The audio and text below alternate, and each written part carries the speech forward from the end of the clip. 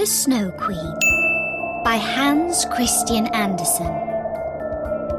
There was once a dreadfully wicked hobgoblin.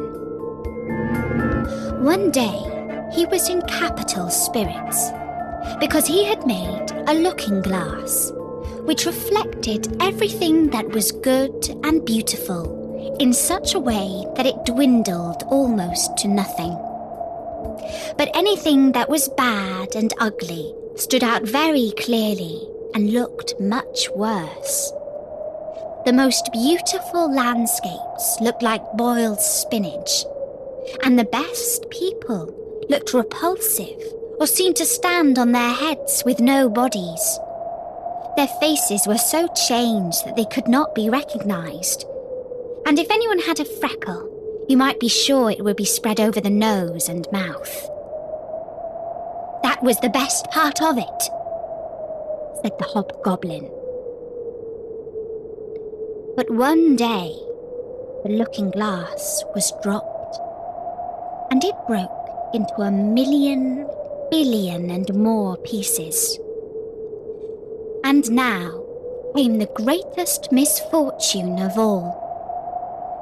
For each of the pieces was hardly as large as a grain of sand, and they flew about all over the world.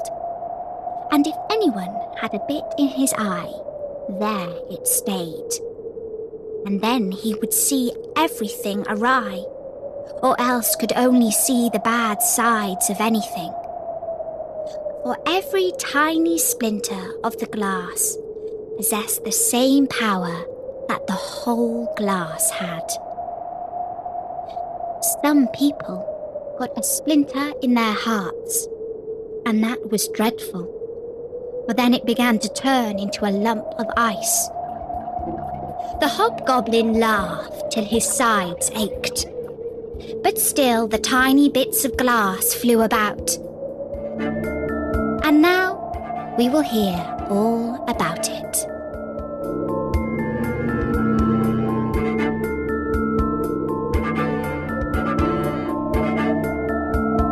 Large town where there were so many people and houses that there was not room enough for everybody to have gardens, lived 2 poor children.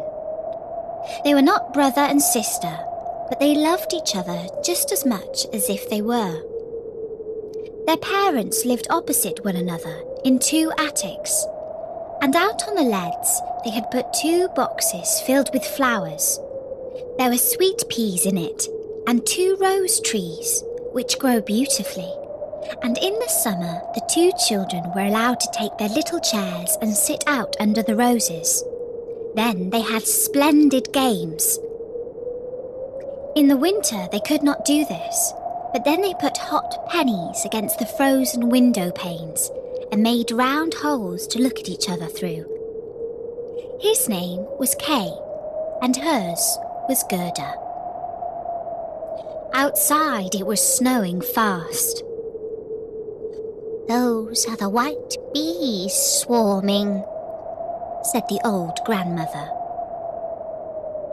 "Have they also a queen bee?" asked the little boy, for he knew that the real bees have one.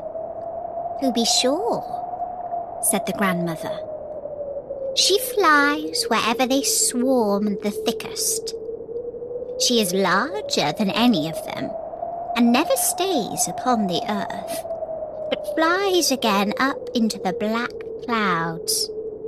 Often at midnight she flies through the streets and peeps in at all the windows, and then they freeze in such pretty patterns and look like flowers."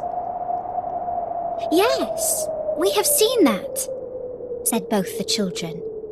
They knew that it was true. "Can the Snow Queen come in here?" asked the little girl. "Just let her," cried the boy. "I would put her on the stove and melt her." But the grandmother stroked his hair and told him some more stories. In the evening, while Kay was going to bed, he jumped up on the chair by the window and looked through the little hole. a few snowflakes were falling outside, and one of the largest lay on the edge of the window boxes. The snowflake grew larger and larger till it took the form of a maiden, dressed in finest white gauze. She was so beautiful and dainty, but all of ice, hard, bright ice. Still, she was alive. Her eyes glittered like two clear stars, but there was no rest or peace in them. She nodded at the window and beckoned with her hand. The little boy was frightened and sprang down from the chair. It seemed as if a great white bird had flown past the window. The next day, there was a harder frost than before. Then came the spring, then the summer, when the roses grew and smelt more beautifully than ever. Kay and Gerda were looking at one of their picture books. The clock in the great church tower had just struck 5, when Kay exclaimed, "Oh! Something has stung my heart, and I've got something in my eye." The little girl threw her arms round his neck. He winked hard with both eyes. No, she could see nothing in them. "I think it's gone now," said he. But it had not gone. It was one of the tiny splinters of the glass of the magic mirror which we have heard about, that turned everything great and good reflected in it to small and ugly. And poor Kay had also a splinter in his heart, and it began to change into a lump of ice. It did not hurt him at all, but the splinter was there all the same. "Why are you crying?" he asked. "It makes you look so ugly." "There's nothing the matter with me. Just look, that rose is all slug-eaten, and this one is stunted. What ugly roses they are." And he began to pull them to pieces. "Hey, what are you doing?" cried the little girl. And when he saw how frightened she was, he pulled off another rose and ran in at the window away from dear little Gerda. When she came later on with the picture book, he said that it was only fit for babies. And when his grandmother told them stories, he was always interrupting with, "But..." And then he would get behind her and put on her spectacles and speak just as she did. This he did very well, and everybody laughed. Very soon he could imitate the way all the people in the street walked and talked. His games were quite different now. On a winter's day, he would take a burning glass and hold it out on his blue coat and let the snowflakes fall on it. "Look in the glass, Gerda. Just see how regular they are. They are much more interesting than real flowers. Each is perfect. They are all made according to rule. If only they did not melt." One morning, Kay came out with his warm gloves on, and his little sledge hung over his shoulder. He shouted out to Gerda, "I'm going to the marketplace to play with the other boys." And away he went. In the marketplace, the boldest boys used often to fasten their sledges to the carts of the farmers, and then they got a good ride. When they were in the middle of their games, there drove into the square a large sledge, all white, and in it sat a figure dressed in a rough white fur pelisse, with a white fur cap on. The sledge drove twice round the square, and Kay fastened his little sledge behind it and drove off. It went quicker and quicker into the next street. The driver turned round and nodded to Kay in a friendly way as if they had known each other before. Every time that Kay tried to unfasten his sledge, the driver nodded again, and Kay sat still once more. Then they drove out of town, and the snow began to fall so thickly that the little boy could not see his hand before him, and on they went. He quickly unfastened the cord to get loose from the big sledge, but it was of no use. His little sledge hung on fast, and it went on like the wind. Then he cried out. The snowflakes grew larger and larger till they looked like great white birds. All at once, they flew aside. The large sledge stood still, and the figure who was driving stood up. The fur cloak and cap were all of snow. It was a lady, tall and slim and glittering. It was the Snow Queen. "We have come at a good rate," she said. "But you are almost frozen. Creep in under my cloak." And she set him close to her in the sledge and drew the cloak over him. He felt as though he was sinking into a snowdrift. "Are you cold now?" she asked, and kissed his forehead. The kiss was as cold as ice, and reached down into his heart, which was already half a lump of ice. "My sledge! Don't forget my sledge!" He thought of that first, and it was fastened to one of the great white birds who flew behind with a sledge on its back. The Snow Queen kissed Kay again, and then he forgot all about his little Gerda, his grandmother, and everybody at home. "Now I must not kiss you any more," she said, "or else I should kiss you to death." Then away they flew, over forests and lakes, over sea and land. Round them whistled the cold wind. The wolves howled, and the snow hissed. Over them flew the black shrieking crows. But high up, the moon shone large and bright, and thus Kay passed the long winter night. In the day, he slept at the Snow Queen's feet. Then the spring came, with warm sunshine. "I will go and look for Kay," said Gerda.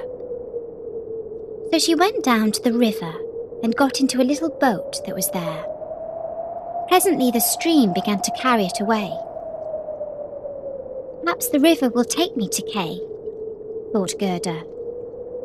She glided down, past trees and fields, till she came to a large cherry garden, in which stood a little house with strange red and blue windows and a straw roof. Before the door stood 2 wooden soldiers who were shouldering arms. Gerda called to them, but they naturally did not answer. The river carried the boat onto the land. Gerda called out still louder, and there came out of the house a very old woman. She leant upon a crutch, and she wore a large sun hat which was painted with the most beautiful flowers. "You poor little girl," said the old woman, and then she stepped into the water, brought the boat in close with her crutch, and lifted little Gerda out. "And now come and tell me who you are and how you came here," she said. Then Gerda told her everything, and asked her if she had seen Kay. But she said that he had not passed that way yet, but that he would come soon. She told Gerda not to be sad, and that she should stay with her and take of the cherry trees and flowers, which were better than any picture book, as they could each tell a story. She then took Gerda's hand and led her into the little house and shut the door. The windows were very high, and the panes were red, blue, and yellow, so that the light came through in curious colours. On the table, there were the most delicious cherries, and the old woman let Gerda eat as many as she liked, while she combed her hair with a gold comb as she ate. Her beautiful sunny hair rippled and shone round her dear little face, which was so soft and sweet.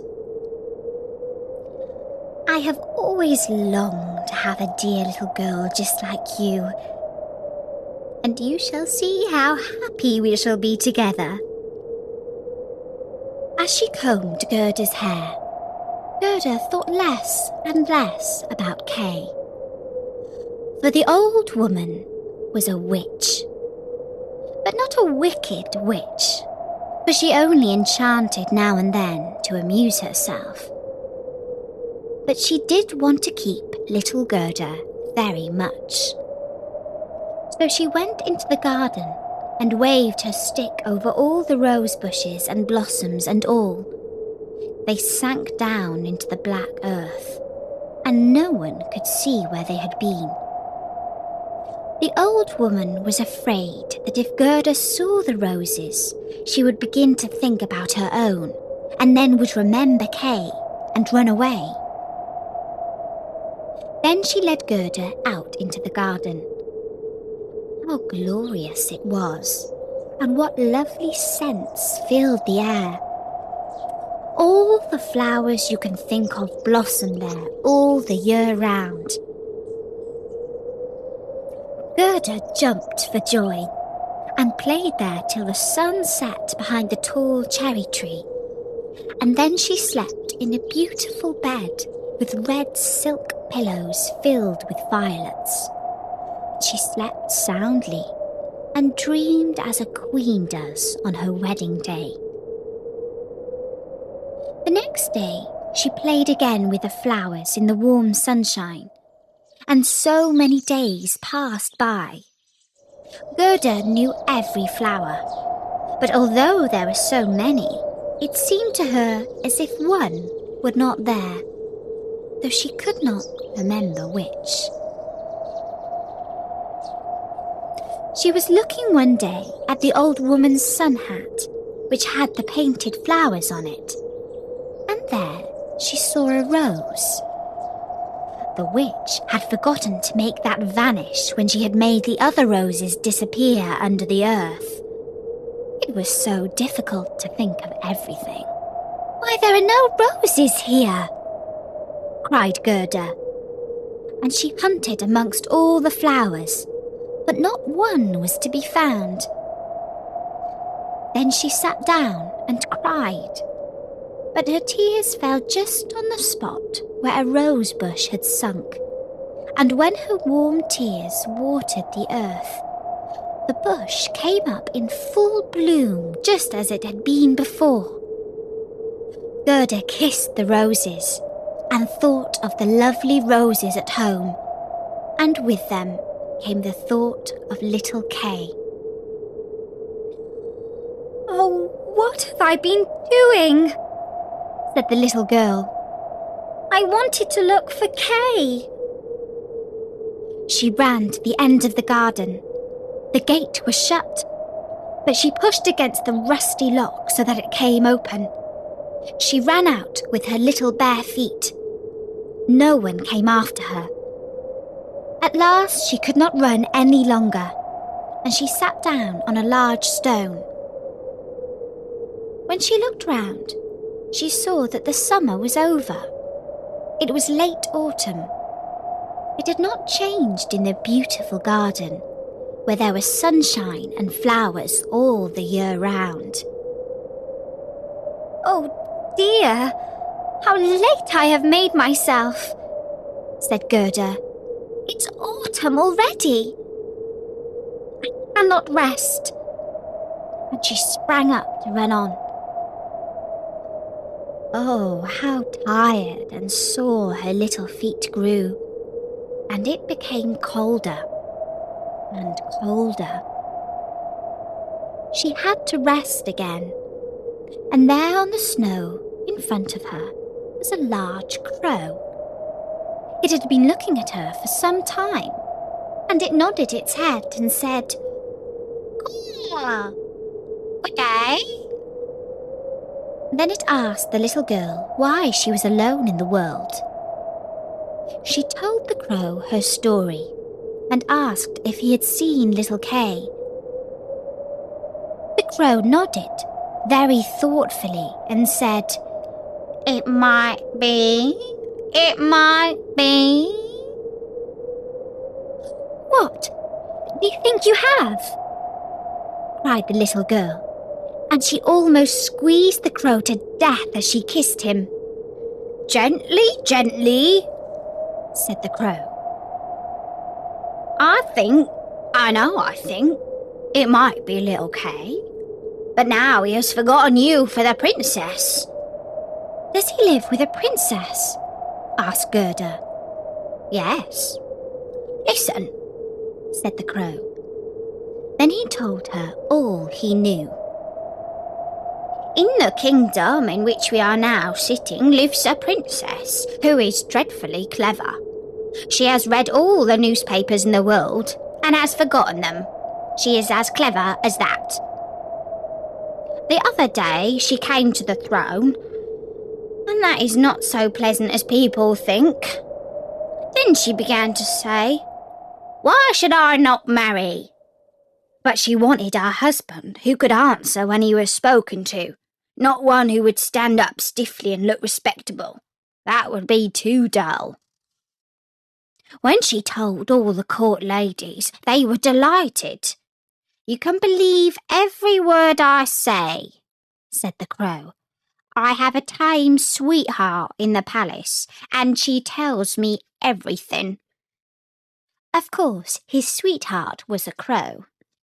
The newspapers came out next morning with a border of hearts round it, and the princess's monogram on it, and inside you could read that every good-looking young man might come into the palace and speak to the princess, and whoever should speak loud enough to be heard would be well fed and looked after, and the one who spoke best should become the princess's true husband." "Indeed," said the crow. "You can quite believe it is as true as that I am sitting here." Young men came in streams, and there was such a crowding and mixing together. But when nothing came of it on the first nor on the second day, they could all speak well when they were in the street, but as soon as they came inside the palace and saw the guards in silver, and upstairs the footmen in gold, and the great hall all lighted up, then their wits left them. And when they stood in front of the throne where the princess was sitting, then they could not think of anything to say except to repeat the last word she had spoken, and she did not much care to hear that again. It seemed as if they were walking in their sleep until they came out into the street again, where they could speak once more. There was a road stretching from the gate of the town up to the castle. They were hungry and thirsty, but in the palace they did not even get a glass of water. A few of the cleverest had brought some slices of bread and butter with them, but they did not share them with their neighbour, for they thought, "If he looks hungry, the princess will not take him." "But what about Kay?" asked Gerda.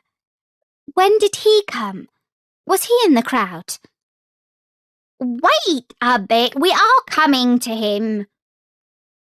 On the third day, a little figure came without horse or carriage and walked jauntily up to the palace. His eyes shone as yours do. He had lovely curling hair, but quite poor clothes. "That was Kay," cried Gerda with delight. "Oh, then I have found him!" And she clapped her hands. "He had a little bundle on his back," said the crow. "No, it must have been his skates, for he went away with his skates." Very likely, said the Crow.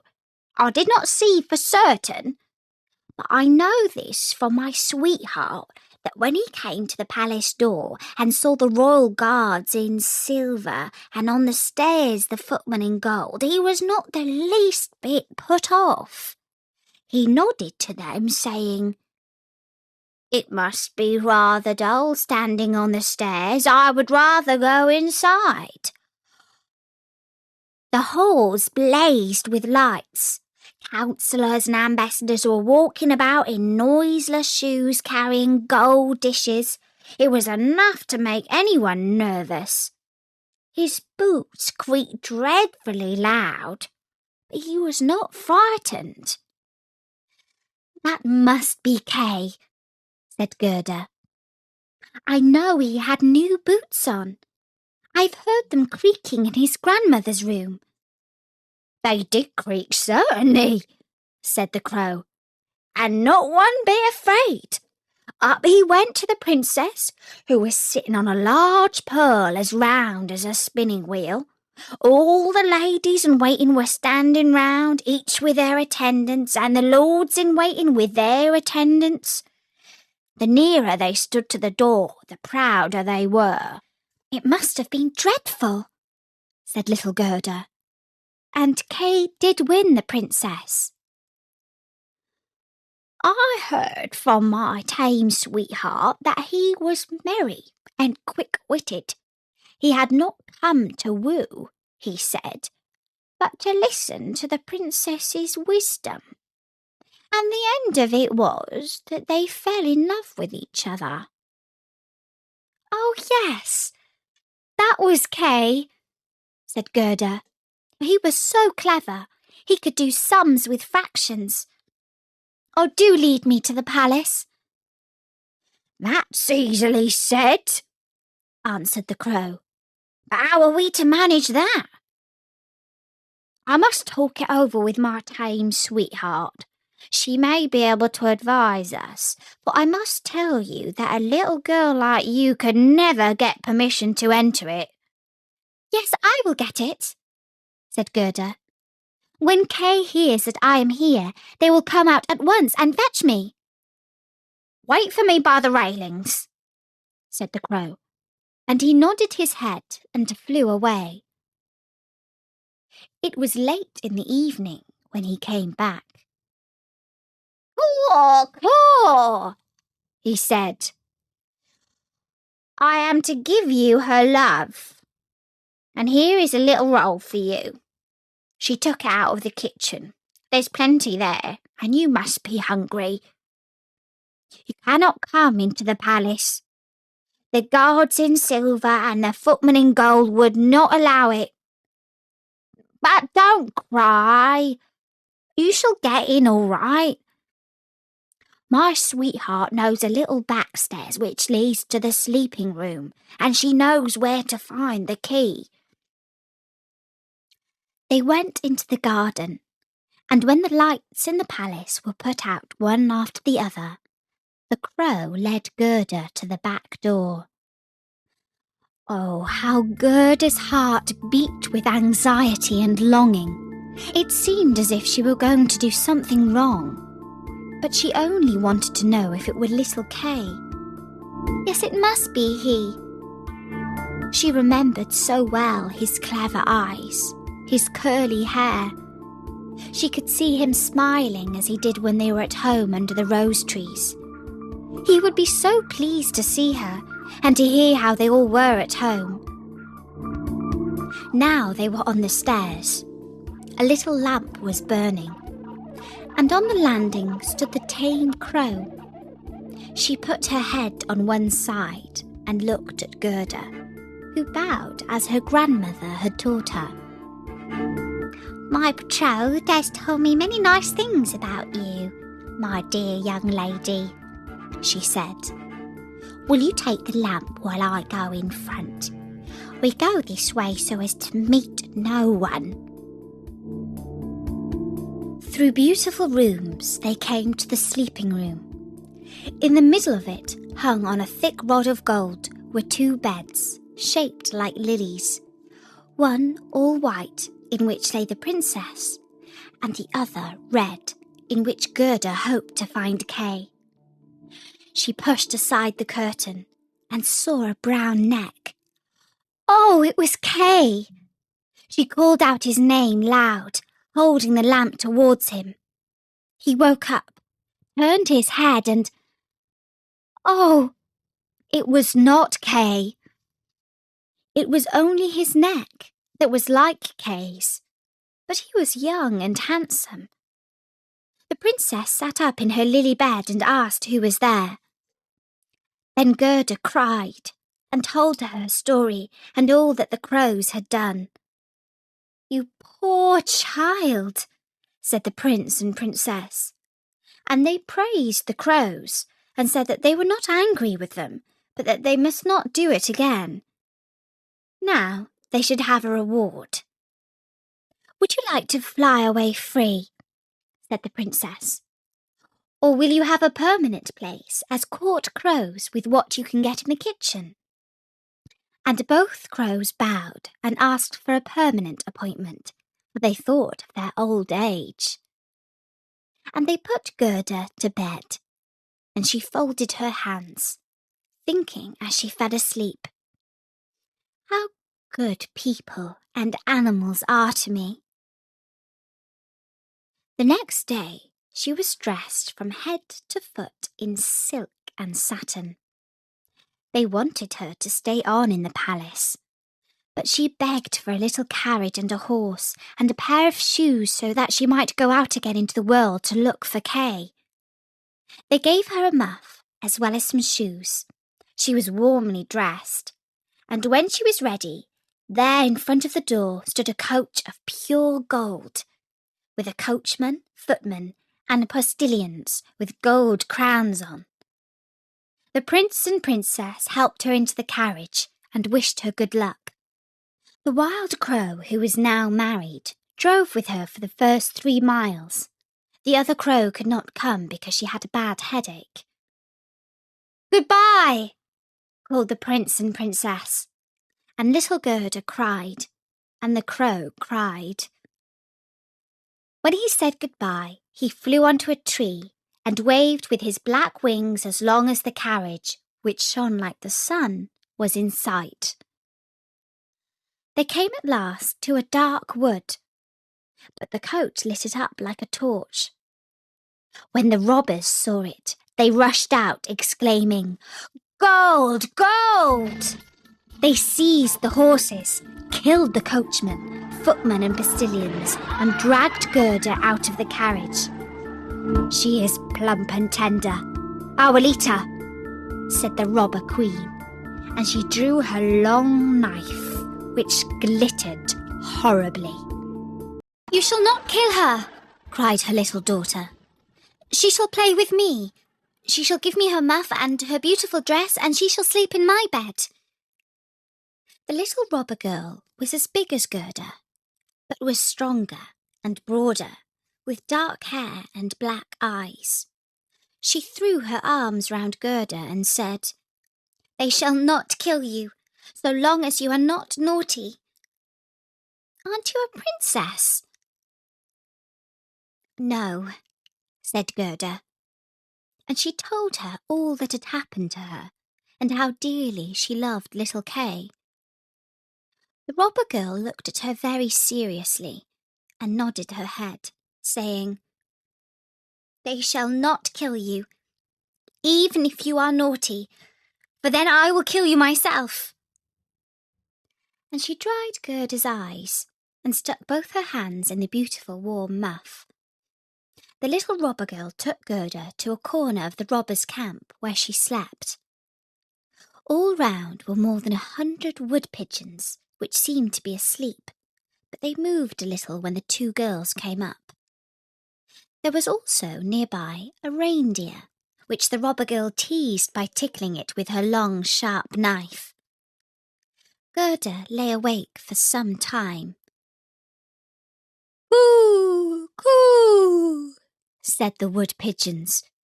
"We have seen little Kay, A white bird carried his sledge. He was sitting in the Snow Queen's carriage which drove over the forest when our little ones were in the nest. She breathed on them, and all except we two died. Coo! Coo! What are you saying over there? Cried Gerda. Where was the Snow Queen going to? Do you know at all? She was probably travelling to Lapland, where there is always ice and snow. Ask the reindeer. There is capital ice and snow there, said the reindeer. One can jump about there in the great sparkling valleys.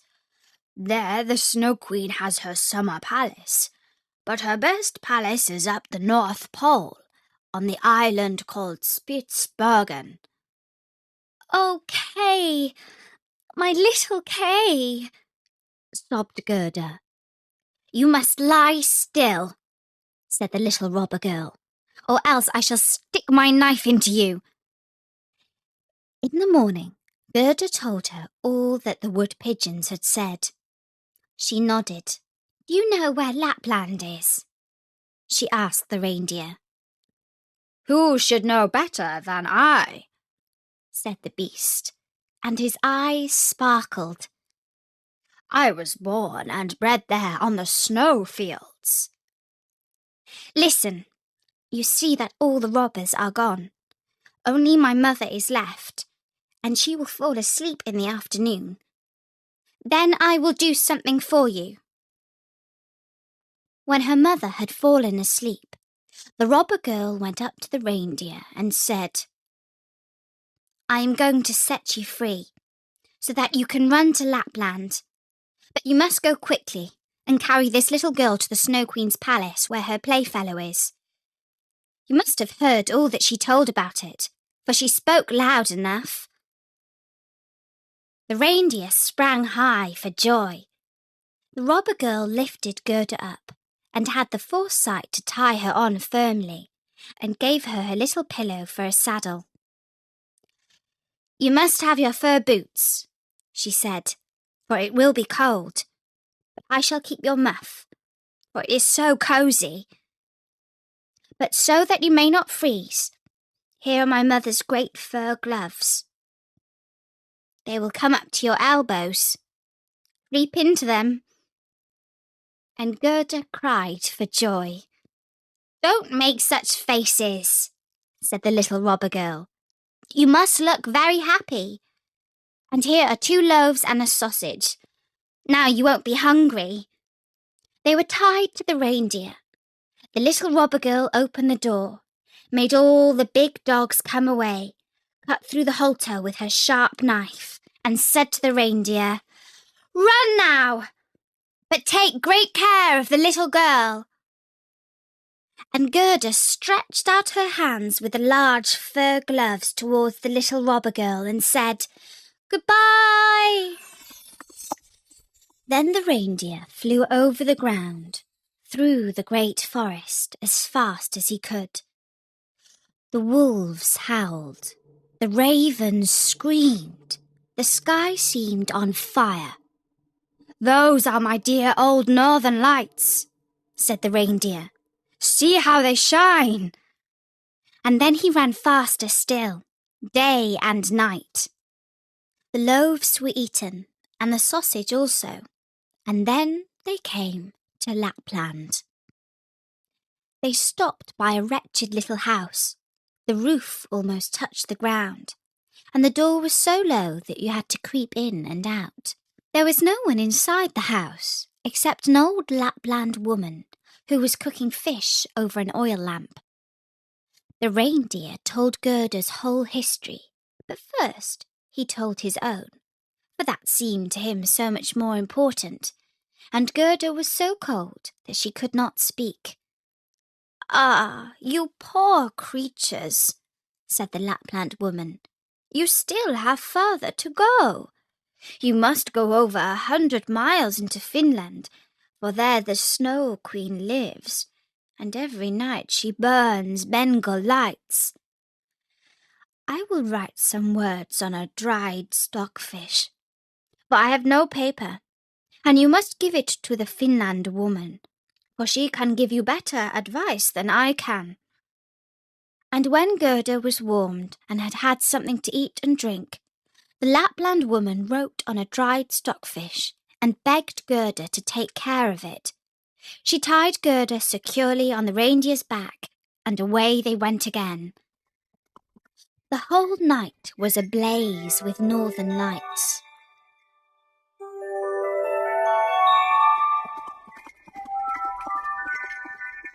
And then they came to Finland, and they knocked at the Finland woman's chimney. For door she had none. Inside it was so hot that the Finland woman wore very few clothes. She loosened Gerda's clothes and drew off her fur gloves and boots. She laid a piece of ice on the reindeer's head and then read what was written out on the stockfish. She read it over 3 times till she knew it by heart, and then put the fish in the saucepan, for she never wasted anything. Then the reindeer told his story, and afterwards little Gerda's, and the Finland woman blinked her eyes, but said nothing. "You are very clever," said the reindeer. "I know. Can you not give the little girl a drink, so that she may have the strength of 12 men and overcome the Snow Queen?" "The strength of 12 men," said the Finland woman. "That would not help much. Little Kay is with the Snow Queen, and he likes everything there very much, and thinks it is the best place in the world.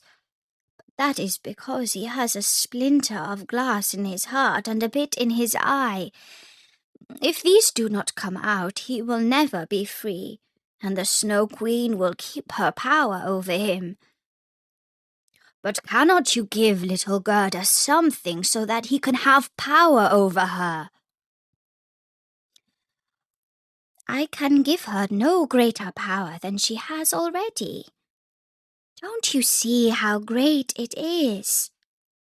Don't you see how men and beasts must help her when she wanders into the wide world with her bare feet? She is powerful already, because she is a dear little innocent child. If she cannot by herself conquer the Snow Queen and take away the glass splinters from little Kay, we cannot help her. The Snow Queen's garden begins 2 miles from here. You can carry the little maiden so far, put her down by the large bush with the red berries growing in the snow. Then you must come back here as fast as you can." Then the Finland woman lifted little Gerda on the reindeer, and away he sped. "Oh, I have left my gloves and boots behind," cried Gerda. She missed them in the piercing cold, but the reindeer did not dare to stop. On he ran till he came to the bush with the red berries. Then he set Gerda down and kissed her mouth, and great big tears ran down his cheeks. And then he ran back. There stood poor Gerda, without shoes or gloves, in the middle of the bitter cold of Finland. She ran on as fast as she could. A regiment of gigantic snowflakes came against her, but they melted when they touched her, and she went on with fresh courage. And now we must see what Kay was doing. He was not thinking of Gerda, and never dreamt that she was standing outside the palace. The walls of the palace were built of driven snow, and the doors and windows of piercing winds. There were more than 100 holes in it, all of frozen snow. The largest was several miles long. The bright northern lights lit them up, and very large and empty and cold and glittering they were. In the middle of the great hall was a great frozen lake, which had cracked into 1,000 pieces.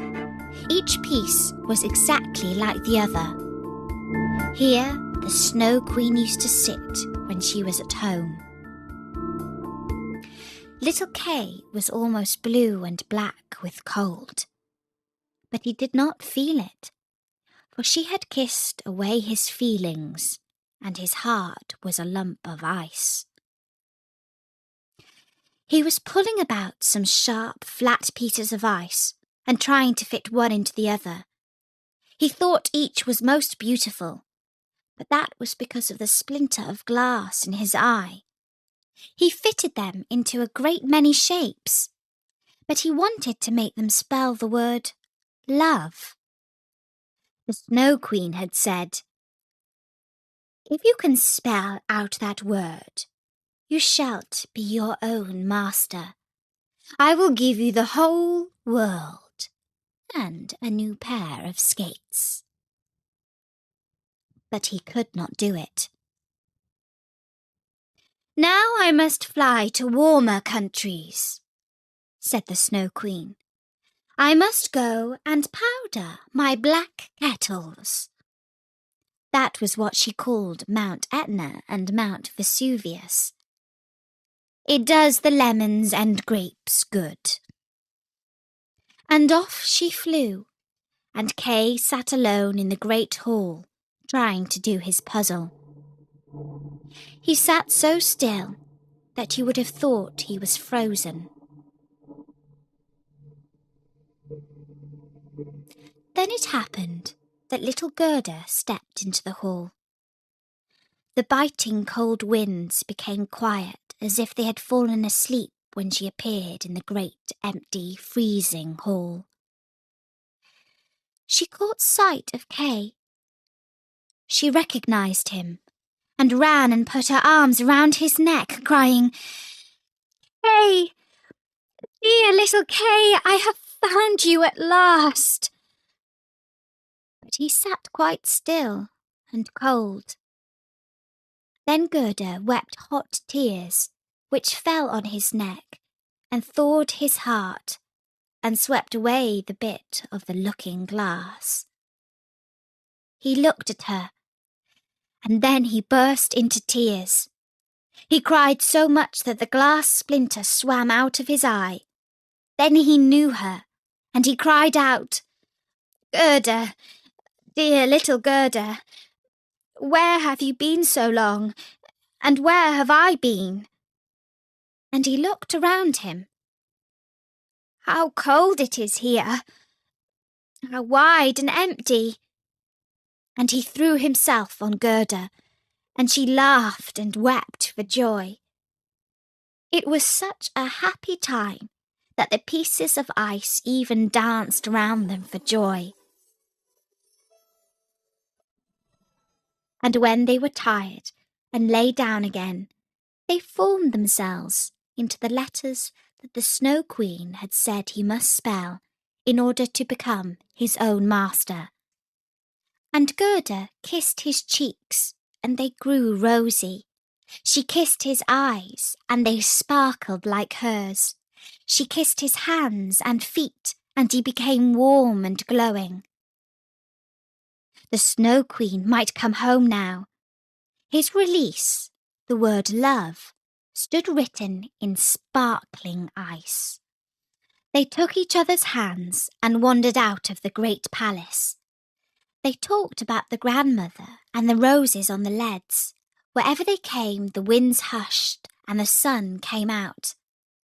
When they reached the bush with red berries, there stood the reindeer waiting for them.